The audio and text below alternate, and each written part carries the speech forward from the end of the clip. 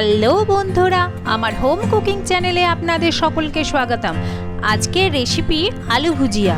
বেশিরভাগ সময়ই আমরা দোকান থেকে প্যাকেট কিনে খেয়ে থাকি, তবে একবার বাড়িতে আলু ভুজিয়া তৈরি করে খেলে বাচ্চা বুড়ো সকলেই মন ভরে খেতে পারবে। তার জন্য আমি আজকে বাড়িতে তৈরি করে নেব আলু ভুজিয়া। কিভাবে তৈরি করা যাক চলুন আজকে দেখে নিই। আলু ভুজিয়া তৈরি করতে নেব আমি 4টা আলু। আলুগুলো আমি সেদ্ধ করে রেখে দিয়েছি। আমি 3 থেকে 4 ঘন্টা আগে আলুগুলো সেদ্ধ করে নিয়েছি। এবার খোসা ছাড়িয়ে নিলাম। এবার একটা গ্রেটারের সাহায্যে আমি গ্রেট করে নিলাম। আমি আলুটা মেখেই নিতে পারি, কিন্তু আলুর মধ্যে যে ছোট ছোট লাম্পস থেকে যাবে তাতে ভুজিয়াটা ভালো হবে না, ওই জন্য আমি একটু গ্রেট করে নিলাম। এবার দেব হলুদ গুঁড়ো, দেব একটু পরিমাণ মতো নুন, একটু লঙ্কার গুঁড়ো,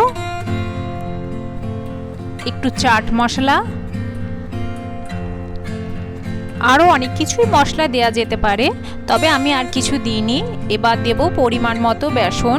বেসনটা যত কম দেয়া যায় ততই ভুজিয়া নরম হবে। এখানে যত বেশি বেসন পড়বে ভুজিয়াটা শক্ত হয়ে যাবে, কিন্তু আলুর মধ্যে আবার বেসনটা ঠিকভাবে দিতেও হবে। তৈরি হয়ে গেছে আমার একটা ডো। তেল গরম হতে হতে আমি ডোটা শেপ মেকারের মধ্যে নিয়ে নেব। শেপ মেকার আপনারা কোনো বড় স্টিলের দোকান যেখানে বাসনপত্র পাওয়া যায় সেখানেও পাবেন, অথবা অনলাইনেও পেয়ে যাবেন। এবার শেপ মেকারের মধ্যে দিয়ে আমি ঢাকনা লাগিয়ে দেব। এবার ভুজিয়াটা কিভাবে ভেজে নিচ্ছি আপনারা দেখে নিন।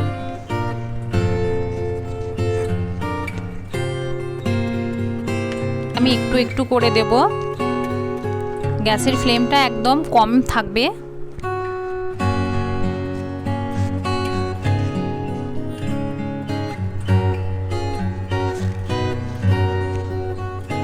এইভাবে আমি সব ভুজিয়াগুলি করে নিলাম।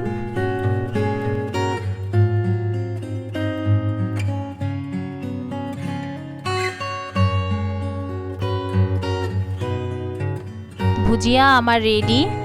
আমার মনে হয় দোকানের থেকে কোনো অংশে দেখতে বা খেতে খারাপ হয়নি। বাড়িতে তৈরি করতে পারলে এরকম ভুজিয়া দোকানের থেকে অনেক বেশি হেলদি হবে।